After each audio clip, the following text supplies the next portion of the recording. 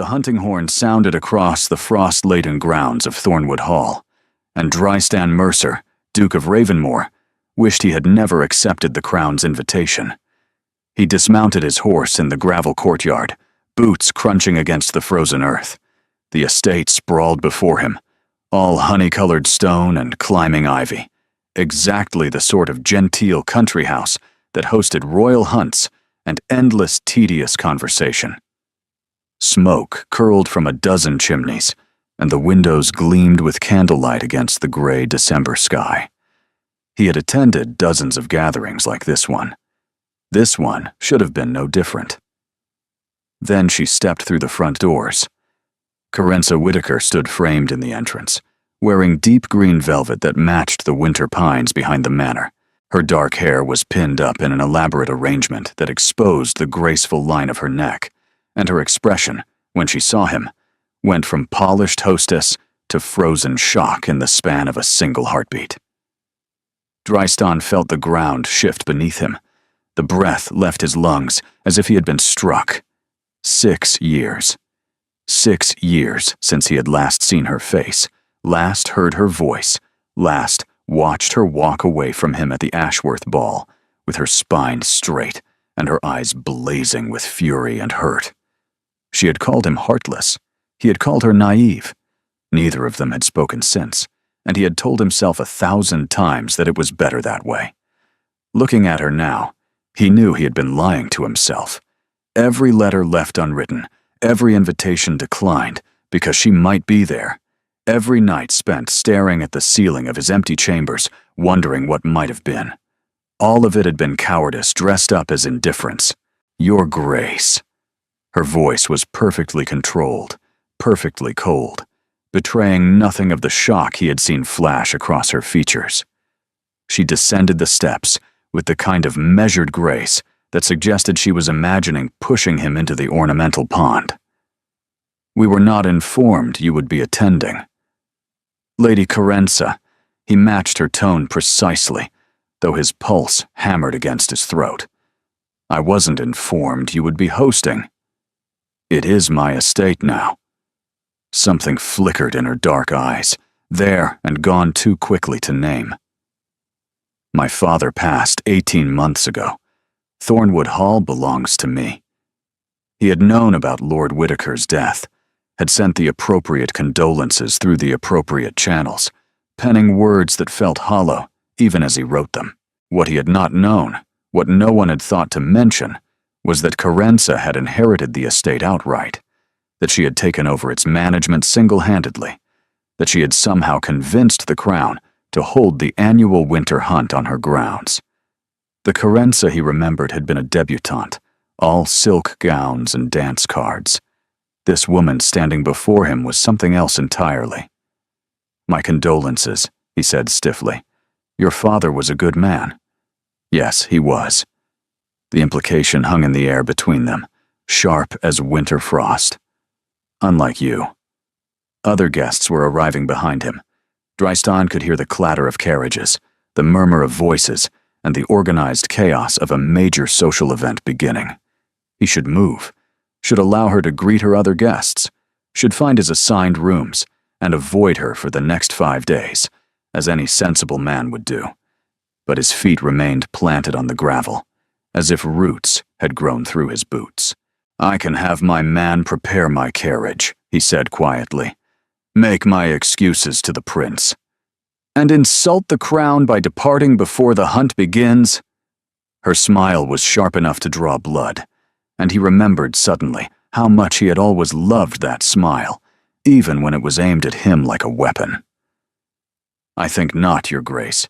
You accepted the invitation. You will stay. Will I? You will. She stepped closer, close enough that he could smell the faint rose water she had always worn, the scent triggering memories he had spent years trying to bury. Because if you leave now, everyone will wonder why. They will whisper about old scandals. They will ask questions neither of us wants to answer. She was right. Damn her. She was right. 5 days, he said through his teeth. 5 days, she confirmed. Surely we can manage civility for 5 days. Can we? I am capable of a great many things, Your Grace. Her chin lifted in defiance. I have learned to be. The words carried weight he did not fully understand. Something had changed in her. Something beyond grief, beyond the passage of time. The Carenza he remembered had been 20 years old, all fire and passion and reckless honesty. This woman was tempered steel, forged in fires he could only imagine. He wondered what had forged her, and he hated himself for wanting to know. Lady Carenza. A servant appeared at her elbow, slightly breathless. Lord Pemberton's carriage has arrived, and there is an issue with the East Wing accommodations that requires your attention. Of course there is. She did not look away from Drystan, holding his gaze with an intensity that made his chest ache. Have Mr. Harwick handle Lord Pemberton's greeting. I will address the accommodations personally. The servant vanished. Carenza finally broke their locked gaze, turning toward the house with the fluid grace he remembered from 100 ballrooms. Your rooms are in the West Wing, she said over her shoulder, her voice professionally detached. 3rd floor, end of the corridor. Dinner is at 8. The prince arrives tomorrow morning. Try not to cause a scandal before then. She disappeared through the doors without waiting for his response. Drystan stood in the courtyard, watching the space where she had been, and felt 6 years of carefully constructed indifference crumble like ash in a winter wind. Drystan. He turned. Piers Whitaker was striding toward him across the gravel, arms spread wide in welcome. The same easy grin he had worn since their days at Oxford. Carenza's younger brother, his oldest friend, the reason he had ever met her in the first place. You came, Piers said, clasping his shoulder with genuine warmth. I wasn't certain you would. Neither was I. Piers followed his gaze toward the house, his expression shifting to something more knowing. Ah, you've seen her then. You might have warned me. Would you have come if I had? Drystan said nothing. They both knew the answer. She's different now, Piers said quietly, all traces of levity fading from his voice. Running this estate, managing everything alone. Father's death nearly broke her, but she pulled herself together through sheer force of will. Refused every offer of help. Refused every suitor who came calling. Suitors. The word came out sharper than he intended. 3 proposals last season alone. Piers raised an eyebrow. She rejected them all. Rather spectacularly, in Lord Ashby's case. He still won't speak her name in polite company. Drystan felt something twist in his chest, something that felt uncomfortably like satisfaction, though he had no right to feel it. That's not my concern, he said flatly. Isn't it? Piers studied him with knowing eyes that saw too much. You never told me what happened between you two at the Ashworth ball. She won't speak of it. Neither will you. But whatever it was, it's been 6 years, Drystan. Perhaps it's time to let it rest. There's nothing to let rest. No? Then why do you look like you've seen a ghost? Because he had. The ghost of every choice he had made wrong, every word he should have said differently. Every night he had spent staring at his ceiling, wondering what might have been if he had simply been brave enough to tell the truth. Show me to my rooms, Drystan said, his voice rough. I need to change before dinner. Piers sighed, but nodded, accepting the deflection. As they walked toward the house, Drystan glanced up at the windows of the West Wing, his eyes drawn there as if by magnetic force. A curtain moved on the 3rd floor. Someone had been watching, and he knew, with absolute certainty, that these 5 days were going to be the longest of his life. The West Wing accommodations were elegant, spacious, and directly across the corridor from the estate's private study, where Carenza Whitaker apparently spent most of her evenings reviewing ledgers and correspondence. Drystan discovered this when he stepped out of his rooms at 7:30, intending to make his way to dinner, and nearly collided with her in the narrow hallway. She was carrying a stack of papers and an oil lamp, and when she saw him, she stopped so abruptly that several documents slipped from her grasp and scattered across the floor. "Your Grace." She stepped back, clutching the remaining papers to her chest like a shield. "I did not expect you to be wandering the corridors." "I was not wandering. I was attending dinner, as instructed." He bent to gather the fallen papers, noting the columns of figures, the notations in her precise handwriting. Estate accounts, tenant records, the mundane machinery of running a property this size. "Dinner is in the opposite direction," she said, accepting the papers from his outstretched hand. Their fingers brushed, and she pulled back as if burned. He paused. The corridor split both ways, and he had, admittedly, chosen poorly. "The house is larger than I remembered." "You have never been to this house." "I meant houses in general." Something that might have been amusement crossed her face before she suppressed it ruthlessly. "Turn left at the end of the hall. Follow the staircase down to the main floor. You will hear the other guests." "Thank you." He should have walked away, should have followed her directions, and put as much distance between them as possible, as any sensible man would do. Instead, he found himself watching her, taking in the shadows beneath her eyes, the ink stains on her fingers, the slight tension in her shoulders that suggested she had been working for hours without rest. "You manage all of this alone," he said. It was not a question. "I do." "That must be exhausting." "It is my responsibility." Her chin lifted in that defiant way he remembered, that gesture he had always found simultaneously infuriating and captivating. "I will not shirk it." "I did not suggest you would." Silence stretched between them, heavy with unspoken words. Somewhere below, voices echoed, laughter carried up the stairs. The other guests were gathering for dinner. They should join them. Neither moved. "Why did you accept the Crown's invitation?" she asked suddenly.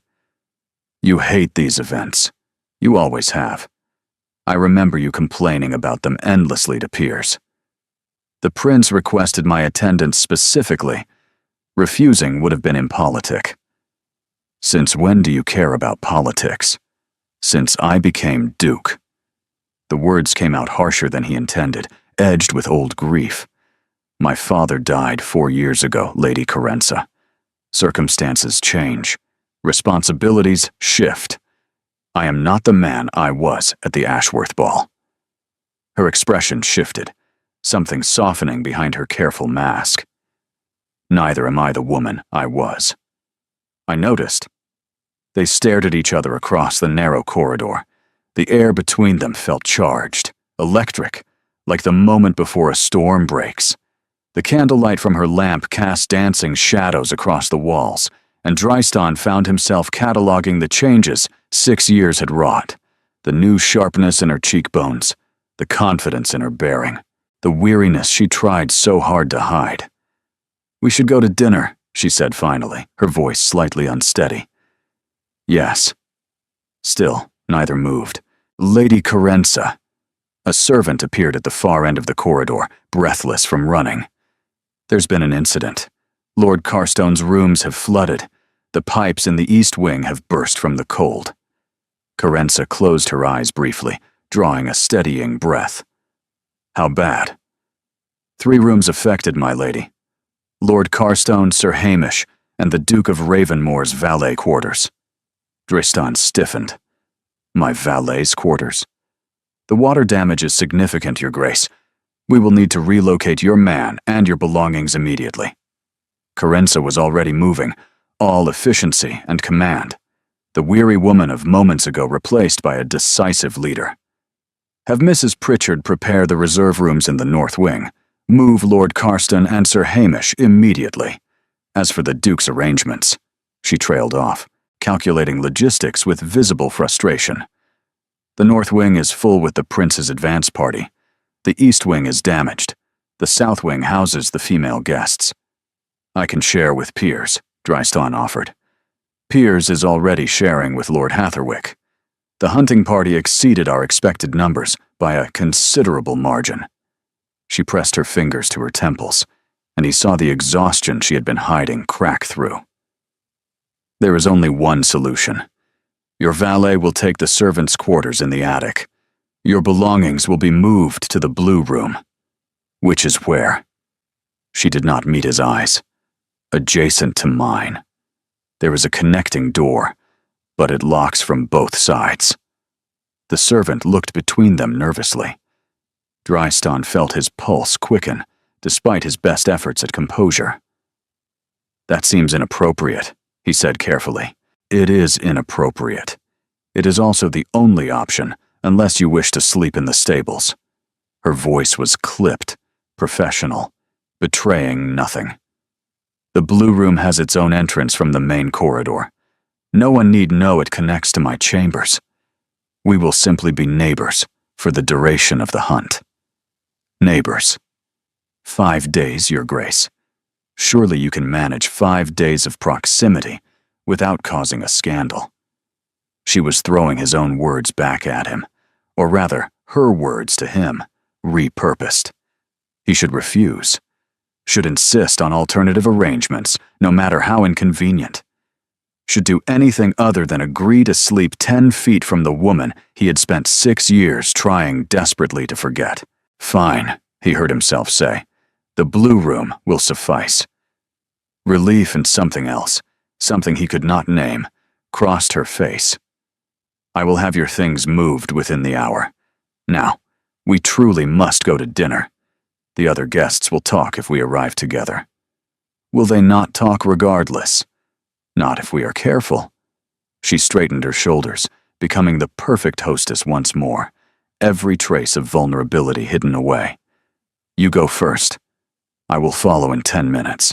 We will not acknowledge each other beyond basic courtesy. Is that what you want? The question slipped out before he could stop it. Something raw flashed in her eyes, gone before he could identify it. What I want is irrelevant, Your Grace. What matters is surviving these 5 days with our reputations intact. She stepped past him, close enough that her sleeve brushed his arm, and he caught another hint of rosewater. The corridor. Turn left. Follow the noise. Then she was gone, vanishing into her study, the door clicking shut behind her with quiet finality. Drystan stood alone in the hallway, heart pounding, knowing with absolute certainty that he was walking into a trap, and knowing, worse still, that part of him wanted to be caught. Dinner was an elaborate affair of 7 courses and endless small talk.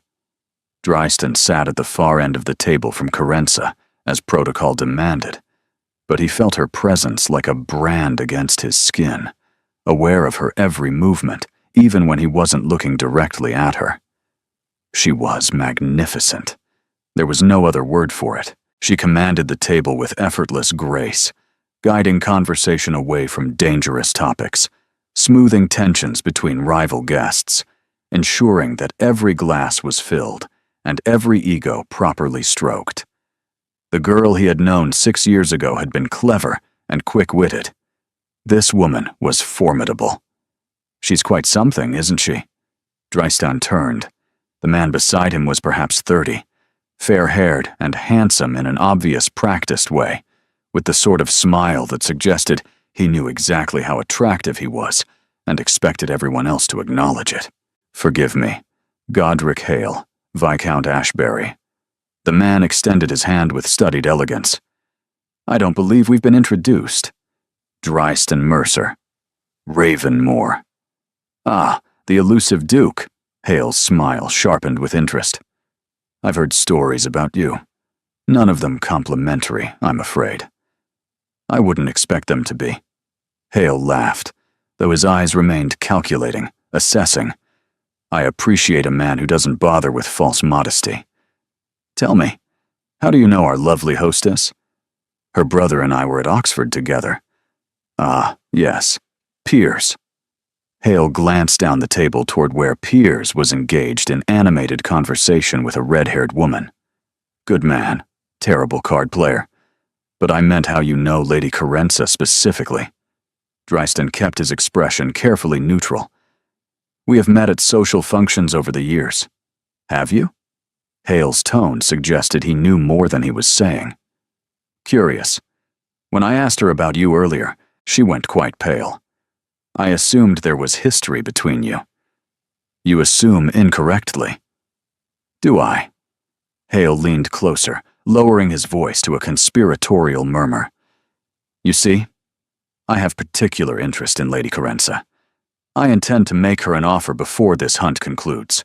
A rather significant offer, if you take my meaning. Marriage. The word hung unspoken between them, heavy with implication.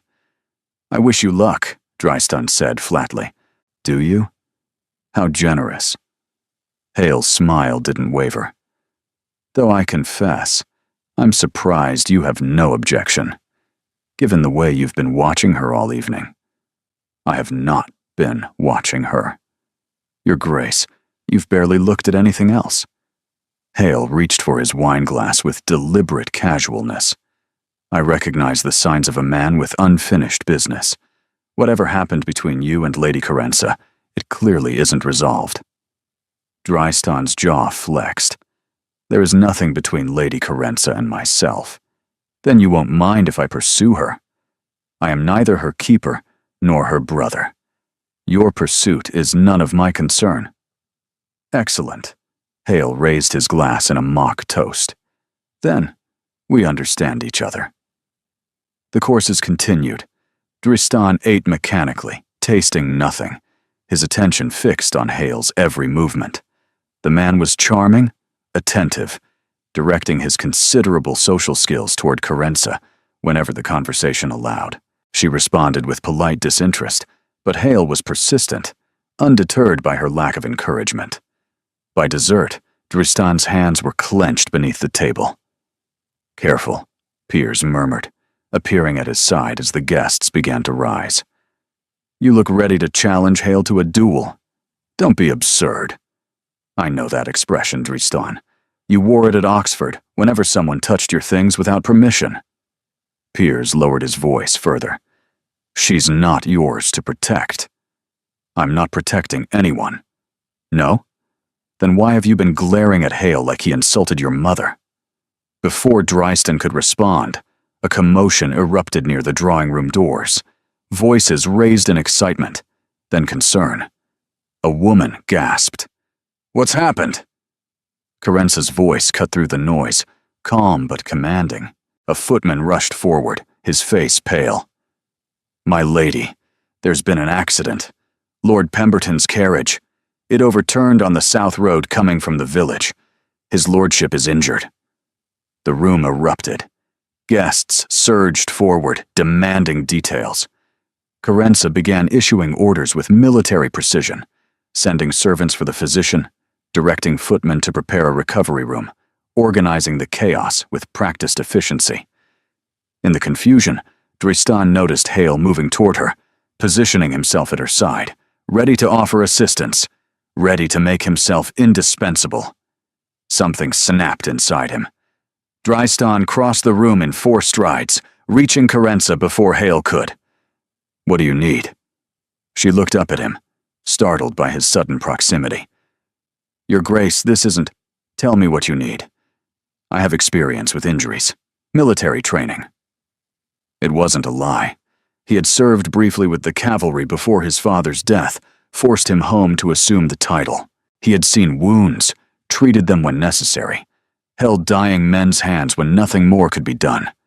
It was more than Hale could offer. Carenza hesitated only a moment, her sharp eyes assessing him. Come with me. The rest of you, please remain here. Mrs. Pritchard will ensure your comfort. She swept from the room, Drystan following close behind. Behind them, he heard Hale's sharp intake of breath. They found Lord Pemberton in the entrance hall, being carried in on a makeshift stretcher by 2 footmen. The man was conscious but pale, his face twisted in pain, his leg bent at an unnatural angle below the knee. Blood stained his riding breeches, where the bone had nearly broken through. Broken, Drystan confirmed after a brief examination. Clean break, fortunately. The physician can set it, but he'll need to remain immobile for weeks. Weeks? Pemberton groaned through gritted teeth. I'll miss the entire hunt. You'll miss more than that if infection sets in. Drystan looked at Carenza. He needs to be moved carefully, somewhere warm, away from the other guests. The recovery room in the East Wing. It's isolated. Quiet. She caught herself. But the pipes, have them repaired by morning. For now, blankets, hot water, clean linens. He was already directing the footmen, his military training taking over instinctively. And send someone to ride for a surgeon. The local physician can set the bone, but a surgeon should examine him within the week. Carenza stared at him, something shifting in her expression. You've done this before. Yes. Where? It doesn't matter. He met her eyes, holding her gaze steadily. What matters is that Pemberton receives proper care.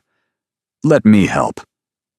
Something cracked in the wall she had maintained all evening, just slightly. All right, she said quietly. Help me. They worked together for the next hour, coordinating servants, ensuring Pemberton was comfortable, communicating with the physician when he arrived. It was strange, Drystan thought, how naturally they moved around each other, how easily they anticipated what the other needed, as if 6 years of separation had never happened. When the crisis was handled, and Pemberton was resting comfortably, they stood in the empty corridor outside his room, exhausted and oddly peaceful. Thank you, Carenza said. You didn't have to involve yourself. I wanted to. She studied him, head tilted. Why? Because you needed help. He paused. And because Hale was going to offer his assistance, and I couldn't stomach the thought of him playing hero in your house. Her eyes widened. That's incredibly petty. Yes. And possessive. Also yes. We are nothing to each other, Your Grace. You made that abundantly clear 6 years ago. The words landed like a blow, because she was right. He had made it clear, had said words he could never take back, words that had haunted him every day since. I know, he said quietly. But that doesn't mean I've stopped. He caught himself. Stopped what? Caring? Thinking about her? Wanting what he had thrown away?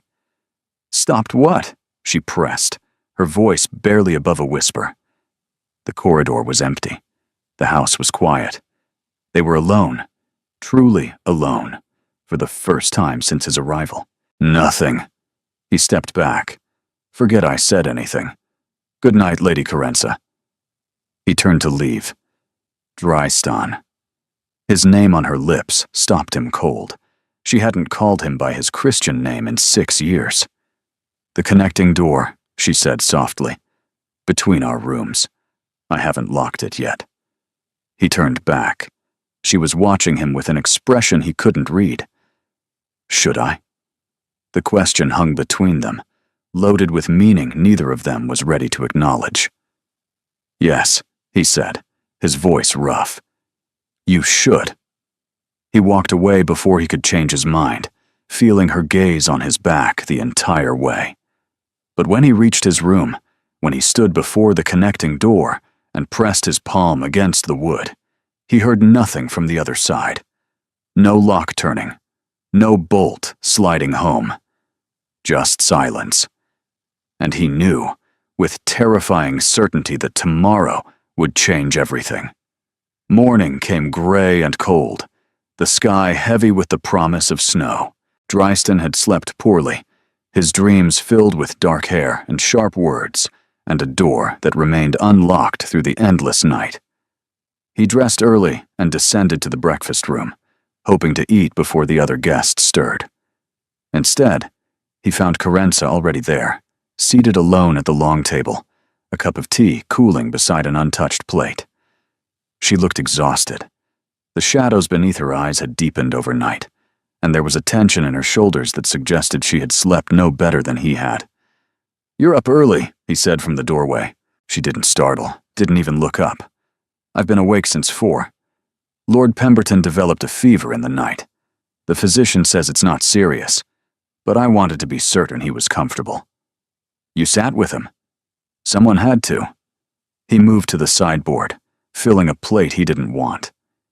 You have servants for that. A housekeeper, a staff of 30 from what I observed. And I have responsibilities. Now she did look at him, her gaze sharp despite her fatigue. This is my house. These are my guests. When something goes wrong, it falls to me. You'll make yourself ill. Your concern is noted and dismissed. He sat across from her, close enough to see the faint tremor in her hands as she lifted her teacup. She was running on fumes, holding herself together through sheer force of will.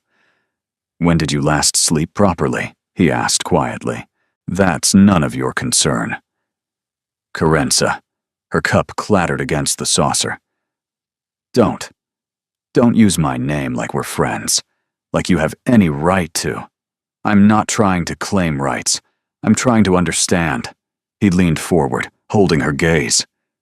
6 years ago, you were the daughter of a wealthy man with no responsibilities, beyond choosing which gown to wear to which ball. Now you're running an estate, hosting the crown, managing a crisis, and you look like you haven't slept in weeks. What happened? My father died. That's what happened. That's not all of it. Her jaw set. For a long moment, he thought she wouldn't answer. Then quietly, she said, My father's death was not peaceful, Your Grace. It was prolonged. Painful. I nursed him for 8 months, while his mind deteriorated and his body failed. I held his hand when he took his last breath, and I was the only one there when it happened. Dristan went still, and then I discovered that his steward had been embezzling funds for years, she continued, her voice flat, emotionless. That the estate was nearly bankrupt, that everything he had worked to build was crumbling, and no one had thought to tell me until I was standing in the ruins. Carenza. So I learned, she pressed on, ignoring his interruption. I learned to manage accounts and negotiate with creditors and charm potential investors. I learned to dismiss incompetent servants and hire competent ones. I learned to smile when I wanted to scream and stand tall when I wanted to collapse.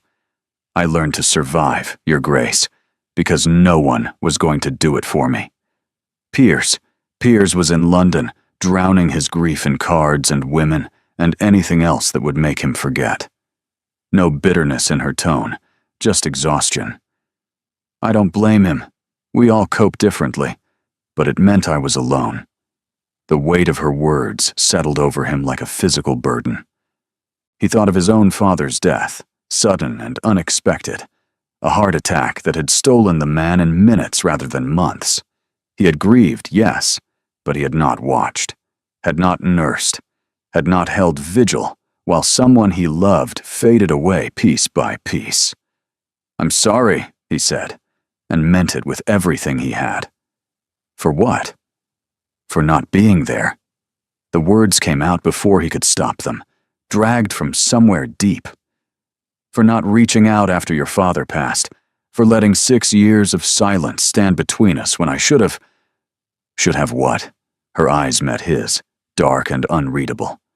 Written a letter, paid a condolence call, pretended that what happened at the Ashworth ball didn't matter?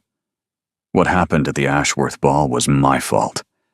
She went very still, as if the air itself had frozen. I was cruel, he continued, the confession dragging out of him like broken glass. I said things I didn't mean because I was afraid of what I did mean, and I've regretted it every day since. Dristan, you asked me to dance. The memory was knife-sharp, preserved in perfect detail despite 6 years of distance. You asked me, and I refused. And when you demanded to know why, I told you that I had no interest in entertaining a child's infatuation. Her face went pale. I remember. I called you foolish, naive. I said that whatever you thought you felt for me was nothing more than a schoolgirl fantasy, and that I had no intention of indulging it. I remember, she said again, her voice barely a whisper. I lied. The words hung between them, irrevocable, impossible to take back. Every word of it was a lie. I said those things because the alternative was admitting that I felt the same, that I had felt the same for months, that watching you laugh with other men and dance with other partners was driving me slowly mad. That every time you entered a room, I forgot how to breathe properly. Tears gathered in her eyes. She blinked them back fiercely, refusing to let them fall. Why are you telling me this now? Because I spent 6 years running from it, and I'm tired. He reached across the table, his fingers stopping just short of hers. Because you deserved the truth then, and you deserve it now. Because last night, when I saw Hale looking at you like you were something to be acquired, I wanted to put my fist through his face, and that told me everything I needed to know about where I still stand. Where you still stand, she repeated slowly. Exactly where I stood 6 years ago. His voice dropped. Wanting you, unable to have you, destroying everything rather than admit it. A tear slipped down her cheek. She wiped it away angrily. This doesn't change anything, she said. I know. We can't go back. I know that too. Then why? Her voice broke. Why tell me now? Why make me feel this when I've spent 6 years learning not to? He pulled his hand back, though it cost him everything. Because you asked me once to be honest with you, and I wasn't. I'm trying to correct that mistake, even if it's too late. Footsteps echoed in the corridor, other guests approaching, the day beginning. Their moment of privacy was ending. Carenza stood, smoothing her dress with trembling hands. The prince arrives in 2 hours. I have preparations to oversee. Of course. She moved toward the door, then stopped. Without turning, she said quietly, The connecting door. I still haven't locked it. Then she was gone. Drystan sat alone in the breakfast room, his untouched plate before him, and wondered if honesty had been a gift or a curse. The prince arrived with all the fanfare the crown demanded. Trumpets, banners, a procession of servants and attendants that doubled the occupants of Thornwood Hall in a single morning. Prince Aldrich was younger than Drystan had expected, perhaps 5 and 20, with shrewd eyes that missed nothing and a reputation for preferring substance over ceremony. He greeted Carenza warmly, complimenting her management of the estate, expressing genuine concern over Lord Pemberton's injury. Lady Carenza has transformed Thornwood into something remarkable, the prince said during the welcome reception. I confess, when I first proposed holding the hunt here, my advisors were skeptical. A woman running an estate alone? Unprecedented, they said. But I believed in her capabilities, and I see now that my faith was well placed. Carenza inclined her head gracefully. Your Highness is too kind. Not at all. I value competence above all else, regardless of its source. The prince's gaze swept the assembled guests. I trust the accommodations are satisfactory. No further disasters beyond poor Pemberton's mishap? Everything is well in hand, Your Highness. Excellent. Then let the hunt begin. The first day's hunting was organized chaos. Riders streamed across the frost-hardened fields, hounds baying, horns sounding. Drystan rode near the back of the pack, more interested in watching than participating. Specifically, watching Carenza. She rode like she had been born in the saddle, her dark hair streaming behind her, her cheeks flushed with cold and exhilaration. The morning light caught her profile as she turned to speak with another rider, and Drystan felt his chest tighten with an emotion he could no longer deny. She was magnificent, and she was being pursued. Not by the foxes. Godric Hale had positioned himself at her side from the moment they mounted. He rode close, too close, leaning in to murmur comments that made her smile politely. He handed her a flask of something warming when they paused to rest the horses. He helped her dismount when they stopped for the midday meal, his hands lingering at her waist. Drystan watched it all with mounting fury. You're going to break your reins if you grip them any tighter. He turned. A woman had ridden up beside him, red-haired and sharp-featured. with an amused smile that suggested she had been observing him for some time. "Lady Isolde Vane," she said. "I don't believe we've been introduced, though I've certainly heard of you. The Duke, who never attends anything, suddenly appearing at Thornwood Hall. The gossips are having a field day. I'm sure they are. They're also speculating about why you've spent the entire morning glaring at Viscount Ashbury." Her smile widened. "Care to enlighten me?" "I haven't been glaring.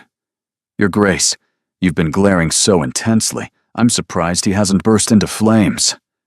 She guided her horse closer, lowering her voice. "Let me guess.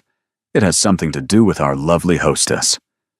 My relationship with Lady Carenza is none of your concern." "Relationship? How interesting. I had heard there was history, but I assumed it was exaggerated." Lady Isolde's eyes sparkled with dangerous curiosity. "Tell me, does Hale know he has competition?" "There is no competition. Lady Carenza is free to entertain whatever suitors she chooses." "Is she? Then why do you look ready to challenge him to pistols at dawn?" "Because he was. God help him, he was." Every smile Carenza gave Hale, every polite laugh at his witticisms, every moment of her attention directed elsewhere, felt like a knife twisting in Drystan's gut.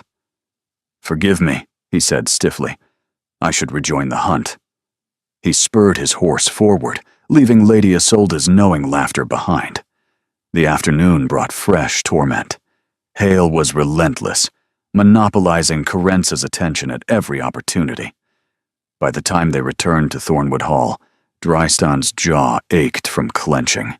He was striding toward his rooms, desperate for solitude, when he heard voices from the library. The door was ajar, and through the gap, he could see Carenza standing by the fireplace, Hale uncomfortably close. "I've made my intentions clear, Lady Carenza." Hale's voice was smooth, confident. "I see no reason to delay. Say the word, and I will speak to the prince tonight. He supports the match. A formal announcement at the hunt's conclusion would be perfectly timed." Drystan's blood went cold. "Lord Ashbury, I appreciate your interest.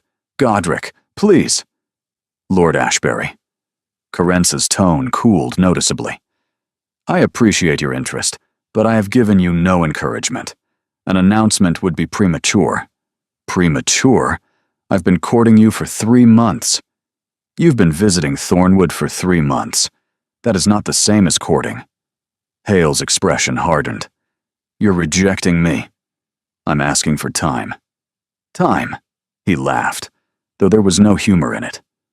"Time for what? To entertain other offers? To compare your options?"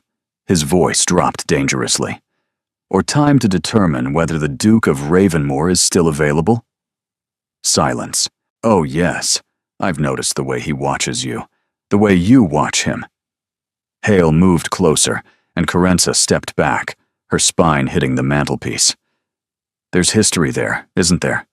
Something unresolved, something that makes you hesitate when a perfectly suitable man offers you everything you could want. You're overstepping." "Am I?" He was too close now, crowding her. "Or am I simply stating what everyone can see? You're pining for a man who treated you cruelly years ago, while I stand before you offering genuine regard." "Step back, Lord Ashbury. When you answer me, is it Ravenmore? Is he the reason you keep refusing me?" Drystan pushed through the door. "I believe the lady asked you to step back." Hale spun, his face flushing with anger. "This is a private conversation." "It ceased being private when you began making demands." Dristan moved between them, positioning himself as a barrier. "Lady Carenza, are you all right?" "I'm fine." Her voice was steady, but he could see the rapid pulse at her throat. "Lord Ashbury was just leaving." "Was I?" Hale's eyes narrowed. "How convenient that Ravenmore appears the moment you need rescuing, almost as if he were waiting outside the door." "I was passing by." "Were you?" Hale smiled thinly. "The West Wing is nowhere near the library. You came looking for her." Drystan didn't deny it. Couldn't deny it. Whatever exists between Lady Carenza and myself is none of your concern, he said quietly. What is my concern is a man who corners a woman and refuses to respect her clearly stated wishes. Leave now, or I will make you leave. The threat hung in the air. For a long moment, Hale held his ground. Then, with a mocking bow, he stepped back. My apologies, Lady Carenza. I seem to have overstepped. His gaze moved to Drystan. But this isn't finished, Ravenmore. Whatever game you're playing, I intend to win. He left. In the silence that followed, Carenza released a shaky breath. You didn't need to do that. Yes, I did. He'll cause trouble now. He'll tell people. Let him. Drystan turned to face her. Are you truly all right? She pressed her fingers to her temples. He's been pressuring me for weeks. Tonight was simply more direct than usual. Has he touched you? Threatened you? No, nothing like that. He's just... She searched for the word. Relentless. Then I'll make certain he understands that relentless is no longer an option. Her eyes found his. Why? Because no one corners you in a library and demands answers you don't want to give. His voice was rough. Because you've spent 18 months handling everything alone, and you shouldn't have to handle this too. That's not your decision to make. I know. He stepped closer. But I'm making it anyway. Something shifted between them. The air grew heavy, charged with everything unsaid. The connecting door, she whispered. What about it? I still haven't locked it. He stared at her. Carenza. I don't know what that means. Her voice wavered. I don't know what any of this means. But I couldn't bring myself to turn that lock. And I need you to understand that I don't know why. His hand rose, almost of its own accord, and brushed a strand of hair from her face. Maybe, he said quietly, we should figure it out together. The second day of the hunt dawned clear and bright, a perfect winter morning that should have lifted everyone's spirits. Instead, Drystan felt the weight of a sleepless night pressing behind his eyes. He had stood at that connecting door for hours, hand raised to knock, hand falling away. Repeat. Repeat. Until exhaustion finally claimed him sometime after 3. He had not knocked, but he had heard her, pacing on the other side, stopping at the door. Her breathing, soft and unsteady, audible through the wood. Neither of them had made a move. Now, in the bright light of morning, surrounded by guests and servants and the relentless demands of the hunt, that midnight tension felt like a fever dream. Except it wasn't. Except he could still feel her fingers trembling when he had touched her hair. Except he could still hear her voice wavering when she admitted she hadn't locked the door. You look terrible, Piers observed over breakfast. Thank you. I mean it. Did you sleep at all? Enough. Piers studied him with uncomfortable perception. Something happened. With Carenza. Don't bother denying it.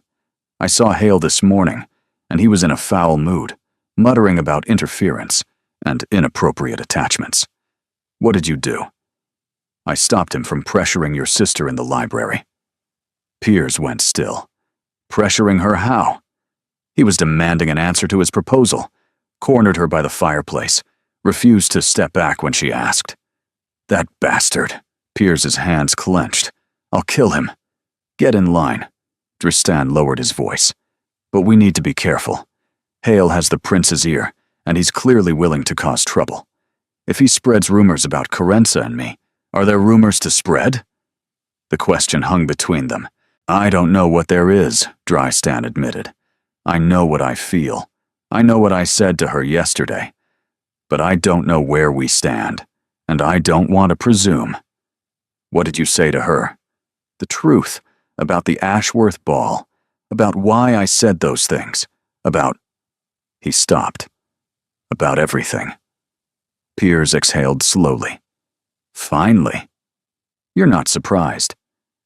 Drystan, I've known you were in love with my sister since you were 24 years old.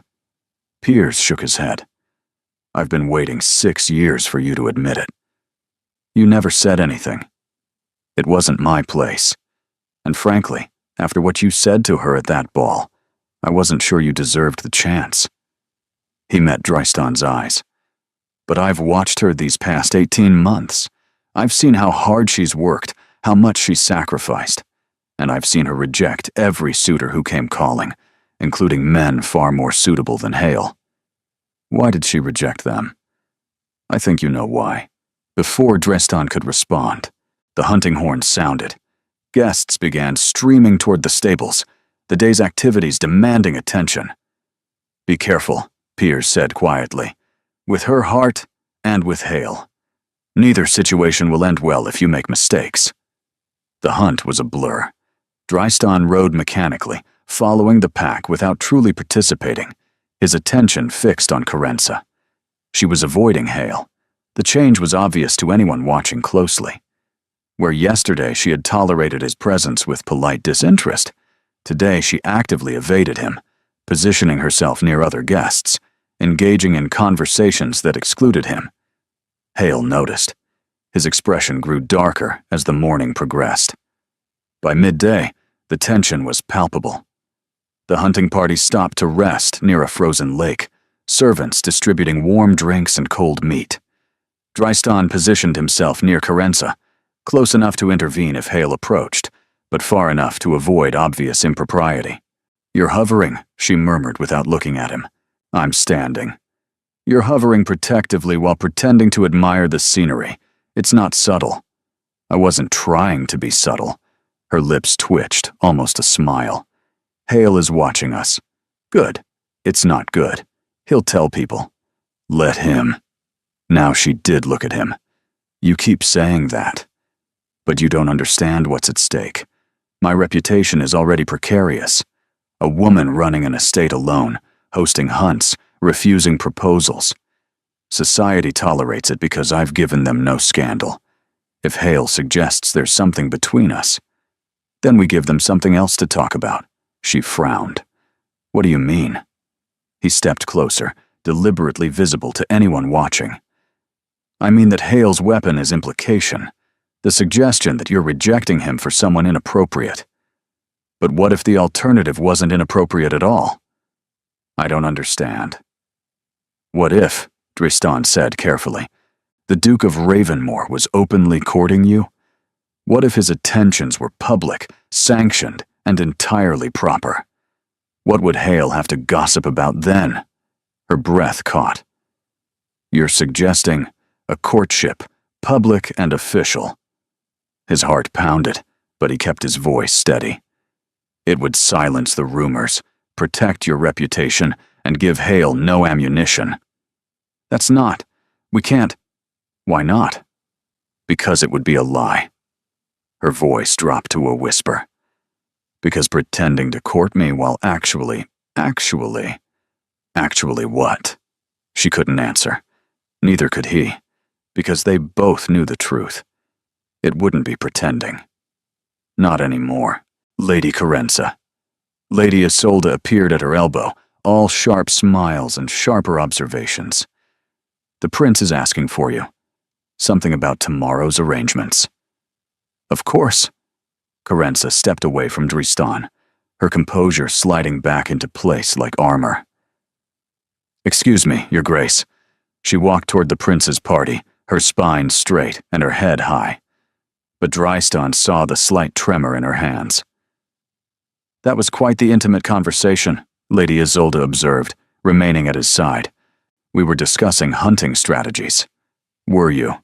From here, it looked rather more personal. Her eyes glittered. I should warn you, Ravenmore. Hale isn't a graceful loser. Whatever you're planning with Lady Carenza, be prepared for resistance. I'm not planning anything. No? Then why did I just hear you propose a public courtship? She laughed at his expression. Sound carries over frozen lakes. You should be more careful. Before he could respond, she glided away, leaving him with the cold certainty that their conversation had not been private. The afternoon hunt ended early, when clouds rolled in, threatening snow. Guests retreated to the warmth of Thornwood Hall, gathering in the drawing room for tea and cards. Dristan found himself seated near the fireplace, watching Carenza manage her guests with effortless grace, while his mind raced.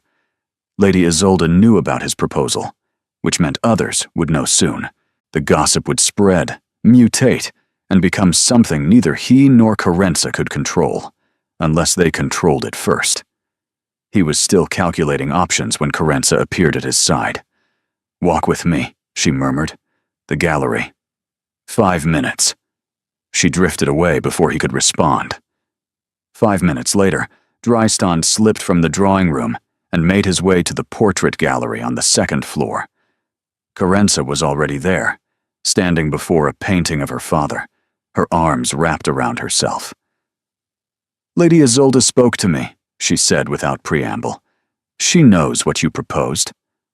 "I'm aware," she told me as well. "By tomorrow morning everyone will know." Carenza turned to face him. "Which means we have a choice. We deny it and let the rumors spiral, or we confirm it and take control of the narrative." "And which would you prefer?" She was silent for a long moment. Then quietly, she said, "I spent 6 years convincing myself I didn't feel anything for you.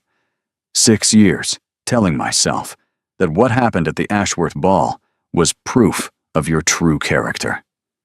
6 years learning to survive without you. I know. And then you arrived here, and everything I had built started crumbling." Her voice trembled. "I don't know if I can do this, Dristan. I don't know if I can pretend to court you when every moment will be real." He crossed the space between them. His hands found her shoulders, steadying her, grounding them both. "Then don't pretend." He stepped closer, close enough to see the pulse beating rapidly at her throat. "Don't pretend," he repeated. "Let it be real. Let me court you properly, publicly, with full intention. No fiction, no performance. Just truth, for once, between us. You're serious. Completely. But your obligations, your family, the expectations, mean nothing compared to this." His thumbs traced circles on her shoulders. "I lost you once because I was too afraid to be honest. I won't make that mistake again." Tears spilled down her cheeks. She didn't wipe them away. "The prince will need to be informed," she said shakily, "and Piers, and the guests will talk. Let them. Hale will be furious. Hale can go to hell." She laughed, a wet, broken sound. "This is mad. Completely mad. We barely know each other anymore. Then we'll learn." He tilted her chin up, forcing her to meet his eyes. "Day by day. Conversation by conversation. Until you know me again, and I know you, and whatever this is between us has room to grow. And if it doesn't work, then at least we'll have tried." He brushed a tear from her cheek. "At least we'll know." She stared at him for an endless moment. Then, slowly, she nodded. "All right. All right? Court me." Her voice was barely a whisper. "Publicly. Properly. For real." Dristan felt something crack open in his chest, something that had been sealed shut for 6 years. "Starting now?" "Starting now." He leaned down and pressed his lips to her forehead. Gentle. Reverent. A promise. "Then let me escort you back to the drawing room," he said. "On my arm, where everyone can see." She took a shaky breath. Then she placed her hand in his. And together, they walked out to face whatever came next. The drawing room fell silent when they entered. Every conversation ceased. Every head turned. Dristan felt the weight of every gaze as he guided Carenza through the doorway, her hand resting on his arm in the unmistakable posture of courtship. Conversations stuttered. Teacups paused halfway to lips. Lady Isolde's smile turned knowing. Hale's expression darkened to thunder.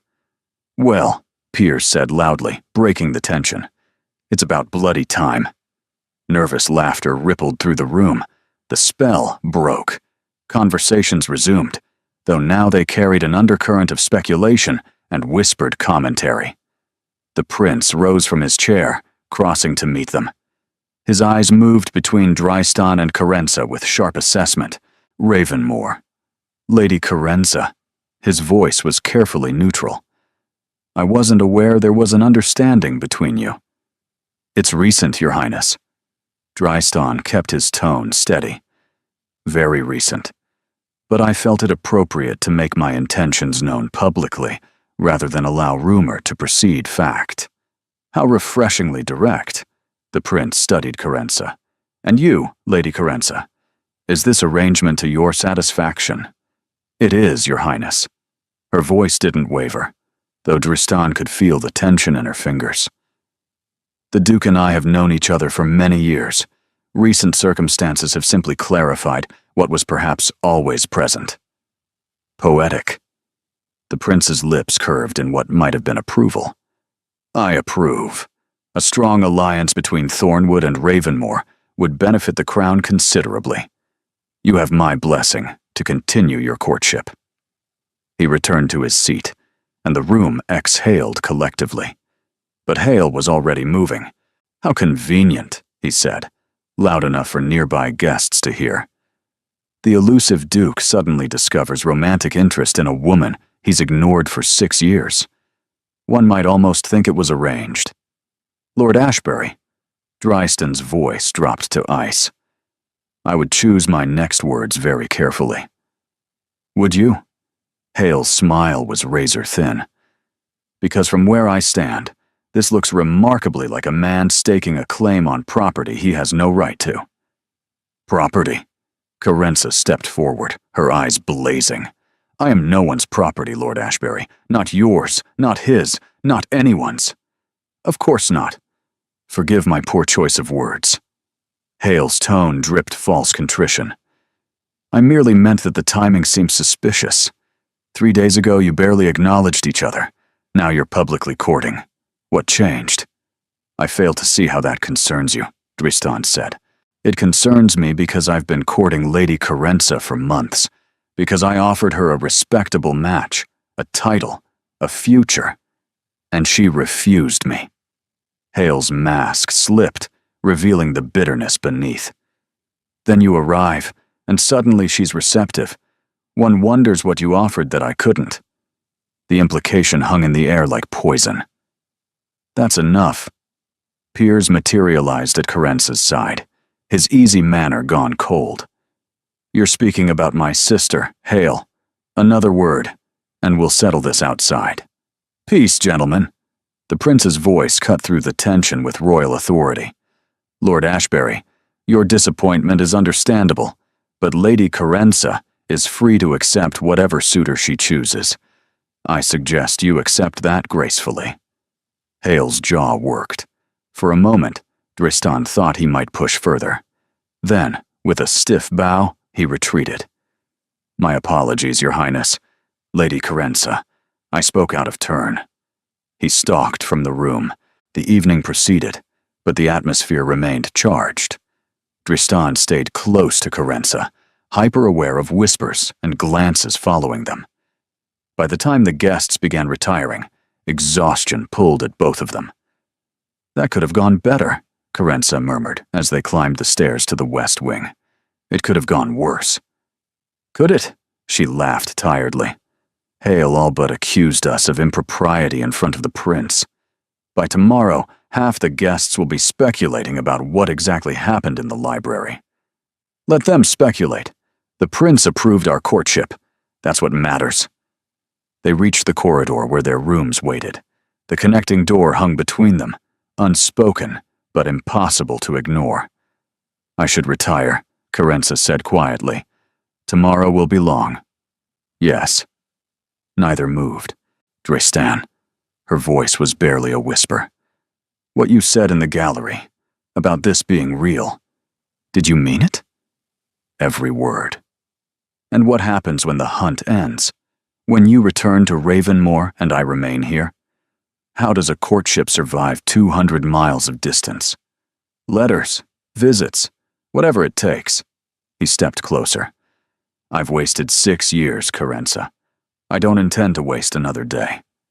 Her breath caught. You make it sound simple. It won't be simple, but it will be worth it. She looked up at him, her dark eyes luminous in the candlelight. The connecting door. What about it? I'm going to unlock it tonight. Her voice trembled. I'm going to unlock it, and I'm going to leave it open. And if you want to come through, I won't stop you. The words hit him like a physical force. Carenza, don't say anything. Don't promise anything. She took a shaky breath. Just decide. She slipped into her room, the door clicking shut behind her. Drystan stood alone in the corridor, his heart pounding so hard he could feel it in his throat. This was madness. Complete, utter madness. If anyone discovered them, her reputation would be destroyed. Everything she had built, everything she had sacrificed, would crumble. He should go to his own room, lock his side of the connecting door, maintain the propriety that society demanded. He should. He didn't. 10 minutes later, he stood before the connecting door, his hand pressed flat against the wood. On the other side, silence. Then, softly, the sound of a lock turning. The door swung open. Carenza stood in her nightgown, her hair loose around her shoulders, her feet bare against the cold floor. She looked terrified. She looked beautiful. She looked like everything he had ever wanted and never allowed himself to have. You came, she whispered. Did you think I wouldn't? I thought. She stopped. I don't know what I thought. He crossed the threshold. This was the point of no return. He knew it. She knew it. Whatever happened next would change everything. We shouldn't, he said, even as his hands found her waist. I know. If anyone discovers, I don't care. Her fingers curled into his shirt. I'm so tired of caring. I'm so tired of doing what I should instead of what I want. What do you want? You. The word was raw, desperate. I want you. I've wanted you for 6 years, and I'm done pretending otherwise. He kissed her. It wasn't gentle, wasn't careful. It was 6 years of longing compressed into a single moment, her mouth opening under his, her body pressing against him, her hands pulling him closer. They stumbled backward, toward her bed, shedding propriety along with their restraint. His hands tangled in her hair, her nails scraped down his back. They fell together, breathless, desperate. Two people finally allowing themselves to feel what they had denied for too long. This changes everything, he gasped against her throat. I know. There's no going back. I don't want to go back. She pulled his face to hers. I want forward, with you, whatever that means. He kissed her again, deeper, slower, savoring what he had almost lost forever.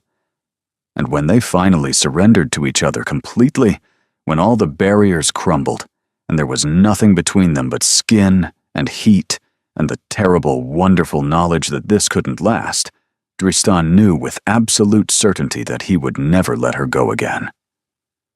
Dawn came too soon, gray light filtering through unfamiliar curtains like an unwelcome intruder. Drystan woke to the warmth of Carenza's body pressed against his side, her breath soft and even against his shoulder. For one perfect moment, everything was peace. The world outside these walls ceased to exist, and there was only this, her presence, her trust, the impossible gift of waking beside her. Then reality crashed down. He sat up abruptly, his mind racing through the implications of what they had done, her reputation, his obligations, the guests sleeping in rooms throughout the house, any servant entering early, any maid come to light the fire. Stop thinking so loudly. Carenza's voice was thick with sleep. She reached for him, her fingers trailing down his arm. You're panicking. I'm being realistic. He pulled away, searching for his discarded shirt. If anyone saw me enter your room last night, if anyone sees me leave this morning, the servants don't enter until I ring for them. I made that clear years ago." She sat up, pulling the sheet around herself. "No one knows. No one knows yet." He found his shirt, pulled it over his head. "But secrets don't stay secret. Not in houses full of guests and gossip." "Then what do you suggest?" The coldness in her voice made him turn. She was watching him with an expression he couldn't read. Something shuddered, careful, as if she were bracing for impact. "Carenza, say what you're thinking," her chin lifted. "Don't soften it. Don't pretend. Just say it. I'm thinking that last night was a mistake." The words fell between them like stones into still water. He watched the ripples spread across her face, hurt, then anger, then something worse, resignation. "A mistake," she repeated quietly. "Not because I didn't want it. Not because I don't." He stopped, ran a hand through his hair. "Because I promised to court you properly, publicly, with honor. And instead, I came to your bed like a thief in the night. I invited you. That doesn't make it right." She was silent for a long moment. Then, slowly, she rose from the bed, wrapping herself in her dressing gown with deliberate care. "I see." "Carenza." "No, I understand perfectly." Her voice was flat, emotionless. "You regret what happened. You wish you had made a different choice. You want to pretend this night never occurred." "That's not what I'm saying." "Then what are you saying?" Now there was fire in her eyes. "Because from where I stand, it looks exactly like the Ashworth ball all over again. You want me, you admit it, and then the moment reality intrudes, you retreat behind duty and propriety and all the other shields you use to avoid feeling anything. That's not fair, isn't it?" She stepped closer, her gaze burning. "Tell me, Drystan, when the hunt ends, when you return to Ravenmoor, what happens then? Do we continue this courtship across 200 miles of letters and occasional visits? Or do you decide that last night was an aberration, a momentary weakness, something to be filed away and forgotten? I would never forget this. But you would move past it." Her voice cracked. "You would convince yourself it was a mistake, that we're too different, that the obstacles are too great. You would find a suitable wife from a suitable family, someone who doesn't come with scandal attached, someone who doesn't challenge you, and you would marry her and spend the rest of your life being exactly what everyone expects you to be." He stared at her, the accuracy of her words cutting deep. Because she was right. That was exactly what the old Drystan would have done. The man who had fled from the Ashworth ball rather than face his feelings. The man who had spent 6 years hiding behind duty and distance. "I don't want that anymore," he said quietly. "Don't you?" "No." He crossed to her, took her face in his hands. "I want you. I want mornings like this, waking up beside you. I want the complications and the scandals and whatever else comes with it. I want to stop running." "Then why are you panicking?" "Because I'm terrified." The admission scraped out of him. "Because wanting something this much has always ended badly for me. Because the last time I let myself feel this way, I destroyed everything rather than risk being hurt." Her expression softened. "And now? Now I'm standing here, trying to figure out how to deserve you." His forehead pressed to hers.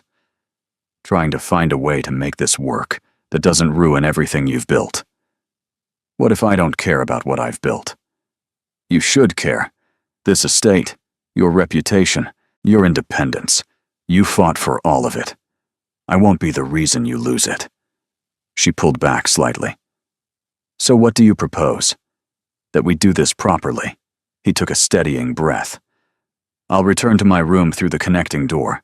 We'll appear separately at breakfast. We'll continue the courtship publicly, appropriately, until the hunt ends. And then I'll speak to Piers formally, request his blessing, and begin the process of making you my wife. Your wife. If you'll have me." She stared at him for an endless moment. Then quietly, she said, "Go, Carenza. Go back to your room. Be proper. Be appropriate." Her voice was steady, but he could see the tears gathering in her eyes. "We'll do this your way, the correct way. That's not... I'm trying to protect you. I know." She stepped back. "But Dristan, don't ever call what happened between us a mistake again." He wanted to argue, wanted to pull her back into his arms and damn the consequences. Instead, he nodded once and retreated through the connecting door. It closed behind him with terrible finality, and when he pressed his palm against the wood, he heard, unmistakably, the sound of her weeping on the other side. The third day of the hunt dawned bright and cold, and Dristan descended to breakfast, feeling like he had aged a decade overnight. Carenza was already in the dining room, presiding over the table with perfect composure. Her eyes were clear, her smile practiced, her manner toward him politely distant. She had rebuilt her walls in the hours since he left, and they were higher than ever. He took his seat, accepted coffee from a servant, and tried not to stare at her. The hunting party assembled after breakfast. The prince was in excellent spirits, declaring that today's hunt would be the finest of the season. Hale remained conspicuously absent. "He left early this morning," Lady Isolde murmured, appearing at Dristan's elbow. "Claimed urgent business in London, but he was seen writing letters last night, and his expression suggested those letters contained nothing pleasant." Dristan's stomach dropped. "What kind of letters?" "The kind that end careers and reputations, I imagine." Lady Isolde's eyes were sharp. "You should warn Lady Carenza. Whatever Hale is planning, she's the target." The hunt proceeded, but Dristan couldn't focus. His mind raced through possibilities, each worse than the last. Hale had resources, connections, a wounded ego, and a vicious streak. If he chose to spread rumors about Carenza, about their supposed impropriety, the damage could be catastrophic. By midday, confirmation arrived. A rider appeared on the horizon, galloping toward the hunting party with obvious urgency. He reached the prince first, handed over a sealed letter, and spoke in low tones that made the prince's expression darken. "Lady Carenza." The prince's voice cut through the chatter. "A word, please." Carenza guided her horse forward, her face carefully blank. The prince passed her the letter without comment. Dristan watched her read it, watched the color drain from her face, watched her hands begin to tremble. "Your Highness," her voice cracked. "Is it true?" The prince's tone was carefully neutral, but his eyes were cold. "Lord Ashbury claims you and the Duke of Ravenmore were seen entering the same room last night. That you were not alone. That your recent courtship is nothing more than a cover for a liaison that began days ago." The hunting party had gone silent, every eye fixed on Carenza. "Your Highness, this is slander." Dristan urged his horse forward. "Hale is acting out of spite because Lady Carenza rejected his proposal." "Perhaps, but he claims to have a witness." The prince studied them both. "A servant who saw you, Ravenmore, outside Lady Carenza's door in the small hours of the morning." Dristan's blood went cold. "If this accusation is false, it can be refuted," the prince continued. "If it is true, however, the consequences will be severe. Lady Carenza's reputation would be destroyed. Your courtship would be viewed as nothing more than damage control, and I would be forced to reconsider my support for this match. Your Highness," Carenza's voice shook, but she held his gaze directly. "The Duke and I have done nothing improper." It was a lie. They both knew it. But it was also necessary. "Then you won't object to an investigation." The prince's expression gave nothing away, his royal training rendering him inscrutable, even to those who had known him for years. "I'll have my secretary speak with the servants, examine the evidence, determine the truth of these allegations. If Hale's claims are baseless, he'll answer for them." If they're not. He let the threat hang. The hunt resumed, but the atmosphere had curdled. Guests whispered behind gloved hands. Speculative glances followed Drystan and Carenza everywhere. By evening, the situation had deteriorated further. 3 servants have confirmed seeing you in the corridor outside Carenza's room, Piers reported grimly. None can say with certainty that you entered her room, but the implication is damning enough. Hale paid them off. Probably. But proving that is nearly impossible. Piers ran a hand through his hair. Drystan, what the hell happened last night? Nothing. Don't lie to me. I'm her brother. Drystan held his gaze. What do you want me to say? That I love her? That I would marry her tomorrow if she'd have me? That I would burn my entire life to the ground before I let Hale destroy hers? Piers stared at him for a long moment. Then quietly, he said, That's exactly what you may have to do. What do you mean? I mean that right now, the only way to silence the rumors is to make them irrelevant. Piers's expression was grave. Marry her, Drystan. Tonight, before Hale's accusations can take root. That's insane. It's practical. A married woman's reputation is protected. If you wed her now, whatever happened between you becomes private, sanctioned, no longer anyone's concern. The prince would never allow. The prince values stability above all else. A quiet wedding protects everyone involved. Piers gripped his shoulder. I'm not suggesting this lightly, but if you don't act, Carenza will lose everything, and you'll spend the rest of your life knowing you could have saved her and didn't. Drystan stared at him, the weight of the choice pressing down. Marry her. Tonight. Bind himself to her permanently, irrevocably, with no courtship, no planning, no gradual building of trust. It was madness. It was also the only way. Where is she? He asked. The library. She's been there for hours, refusing to see anyone. Drystan moved. He found her standing by the window, staring out at the darkening sky. She didn't turn when he entered. Come to check on your investment. Her voice was bitter. Make sure your scandalous almost wife hasn't thrown herself from the balcony? I've come to ask you something. More questions. Wonderful. She finally turned, and he saw that her eyes were red-rimmed, her composure cracking. What else could you possibly need to know? I need to know if you'll marry me. She went very still. Not eventually. Not after a proper courtship. Tonight. He crossed to her, took her hands in his. The prince has a chaplain traveling with him. Piers can serve as witness. We can be wed within the hour. You can't. I can. I am. He gripped her hands tighter. Hale's accusations will destroy you unless we make them meaningless. A married woman cannot be ruined by rumors of an affair with her own husband. You're suggesting we marry to save my reputation. I'm suggesting we marry because I love you. Because I was going to ask you eventually anyway. Because the only thing Hale's plot has done is accelerate a timeline I'd already decided on. Tears spilled down her cheeks. You love me. Completely. Irrevocably. He raised her hands to his lips. I should have said it last night. I should have said it 6 years ago. But I'm saying it now, and I'm asking you to marry me. Tonight. Regardless of scandal or consequence. Drystan, say yes. His voice broke. Please. Carenza.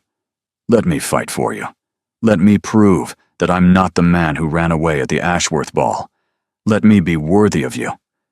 She stared at him, tears streaming freely now. Then, barely above a whisper, she said, Yes. The prince's chaplain was a small, nervous man named Father Whitley, who clearly had not anticipated performing an emergency wedding during a hunting expedition. This is highly irregular, he muttered, fumbling with his prayer book. Highly irregular indeed. And yet necessary. The prince himself had come to witness the ceremony, along with Piers and Lady Isolde, who had somehow inserted herself into the proceedings with impressive efficiency. Proceed, Father. The library had been hastily arranged for the occasion. Candles flickered on every surface, casting warm light against the leather-bound books and dark wood paneling. A fire crackled in the hearth, filling the room with warmth against the bitter cold outside. Someone had gathered winter roses from the conservatory, arranging them in silver vases that caught the candlelight. Outside, snow had begun to fall, blanketing Thornwood Hall in white silence, as if nature itself was conspiring to seal them in this moment. Carenza stood before the chaplain in the same dress she had worn all day, her hair hastily repinned, and her hands trembling in Dristan's grip. She looked terrified. She looked beautiful. She looked like everything he had ever wanted. "Dearly beloved," Father Whitley began, his voice steadying as the familiar words took over, "we are gathered here." The words washed over Drystan in a blur. He heard them without processing them, his entire focus fixed on Carenza's face, the tears drying on her cheeks, the determined set of her jaw, the way her fingers gripped his as if she would never let go. "Do you, Drystan Aldrich Mercer, Duke of Ravenmore, take this woman to be your lawfully wedded wife?" "I do." "And do you, Carenza Elspeth Whitaker, take this man to be your lawfully wedded husband?" She met his eyes, held his gaze. "I do." "Then by the power vested in me by God and the crown, I pronounce you man and wife." It was done. Drystan leaned down and kissed her, soft and reverent, sealing the vows they had just made. She kissed him back with desperate tenderness, and when they parted, she was smiling through fresh tears. "Well," the prince said dryly, "that should silence Lord Ashbury's accusations rather effectively." "Your Highness," Dristan turned, keeping Carenza's hand firmly in his. "I want Hale to face consequences for this. He slandered my wife. He attempted to destroy her reputation with fabricated evidence." Allegedly fabricated. The prince's expression was thoughtful. "Though I confess, his departure this morning suggested a guilty conscience. I'll have my people investigate. If he paid servants to lie, there will be a trail. And if you find proof, then Lord Ashbury will discover that the crown does not appreciate those who weaponize scandal for personal gain." The prince inclined his head. "For now, enjoy your wedding night, such as it is." He departed, taking the chaplain with him. Lady Isolde lingered long enough to offer congratulations and a knowing smile before following. Piers remained. "Well," he said, "that was dramatic." "Piers," Carenza started. "Don't." He pulled her into a fierce embrace. "I'm not angry. I'm not even surprised. I've watched you two circle each other for years, too stubborn to admit what was obvious to everyone else." He released her, turned to Drystan. "You have my blessing, for whatever it's worth, and my warning." "I expected nothing less." "Hurt her," Piers said quietly, "and no title in England will protect you from what I'll do." "Understood." Piers nodded once, then left them alone.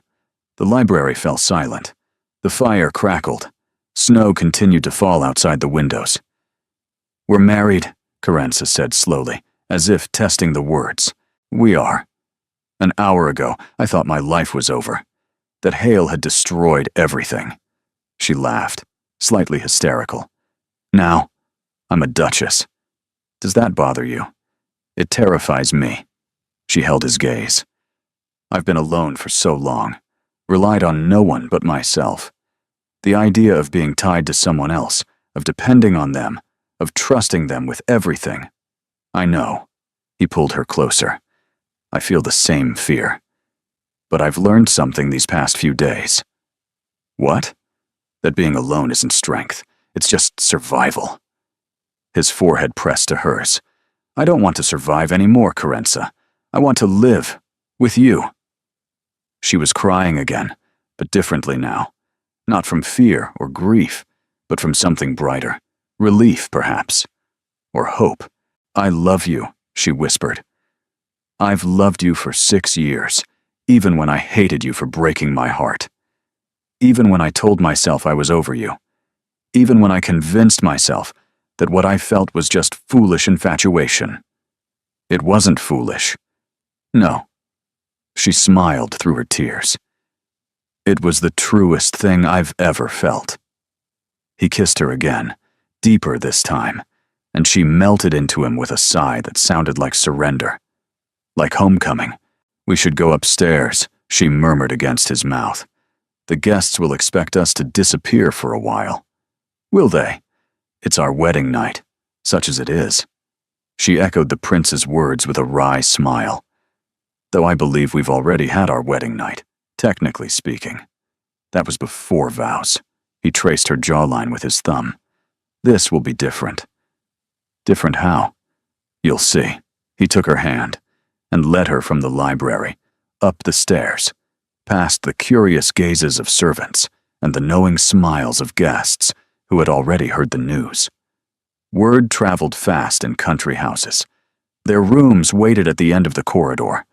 The connecting door stood open now, no longer a symbol of temptation, but a passage between two spaces that were finally, irrevocably, one. Drystan, she said as they crossed the threshold. Thank you. For what? For fighting for me. Her voice wavered. For not running away this time. For choosing this.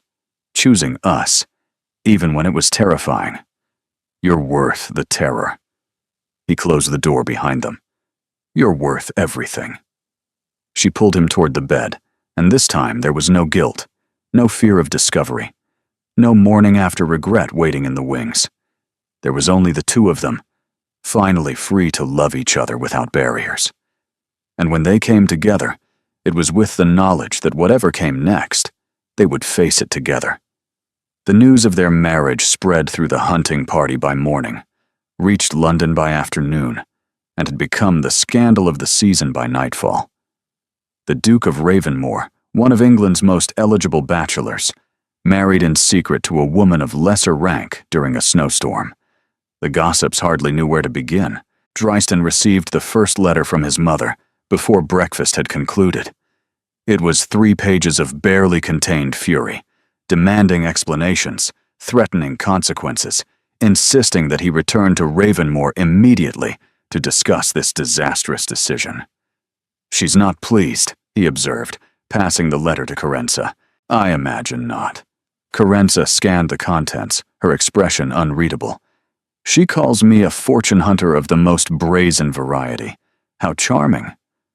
My mother has always prioritized bloodlines over character. She'll come around. Will she? Carenza set the letter down. Drystan, I understand what this marriage has cost you. Your family's approval, your place in society's inner circles, the carefully planned future your parents envisioned.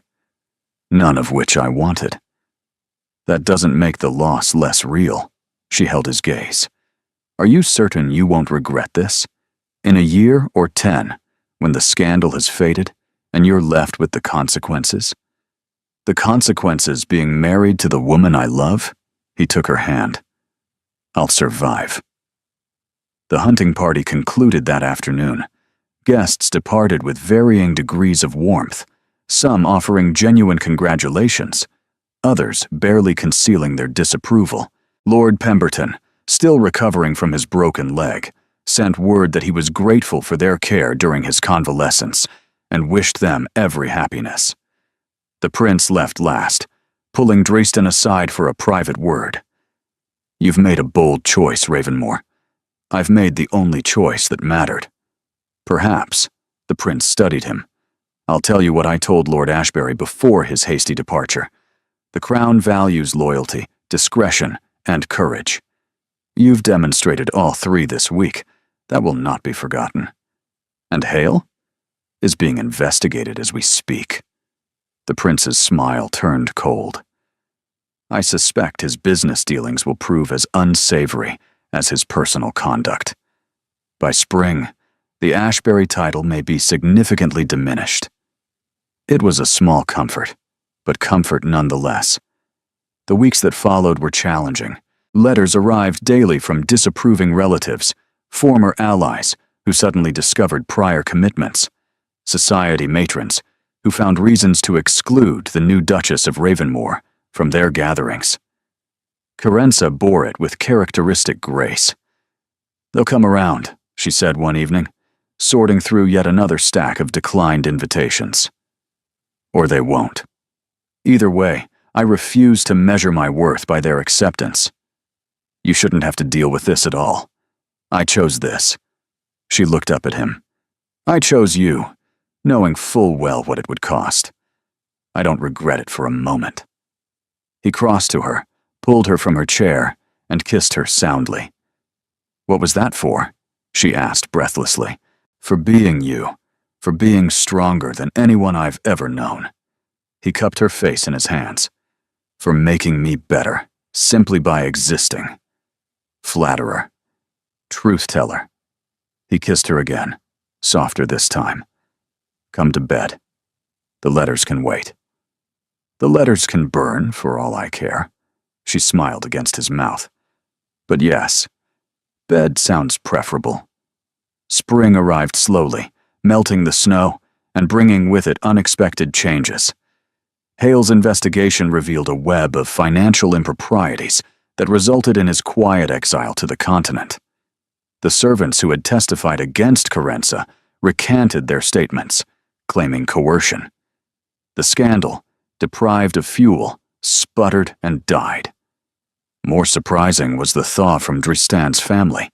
His mother arrived at Thornwood Hall in April, ostensibly to inspect her new daughter-in-law. She stayed 3 weeks, during which her icy demeanor gradually softened as she witnessed the reality of Dristan and Carenza's marriage. "You're happy," she said on her final evening, sounding almost confused by the concept. "Completely. And she manages this estate rather well, better than most stewards I've seen. She's extraordinary." His mother studied him for a long moment. Then quietly, she said, "Your father would have disapproved of this match. He valued connections above all else. I know. But your father also died miserable, surrounded by allies who cared nothing for him beyond what he could provide." She paused. "Perhaps there's something to be said for choosing differently." It wasn't an apology. It wasn't quite acceptance. But it was a beginning. By summer, Carenza was pregnant. The hunting horn sounded across the grounds of Thornwood Hall, exactly as it had nearly 2 years ago. But everything else had changed. Dristan stood on the front steps, watching riders stream across the frost-covered fields. Beside him, Carenza held their son, 5 months old, and already showing his father's stubborn temperament. "He's going to want to ride before he can walk," she observed, as the baby reached toward the horses with chubby, demanding hands. "He comes by it honestly." Dristan slipped an arm around her waist. "I was on horseback at 2, drove my mother to distraction." I can imagine. The prince's hunting party had returned to Thornwood Hall at his specific request, a mark of royal favor that silenced the last of society's whispers.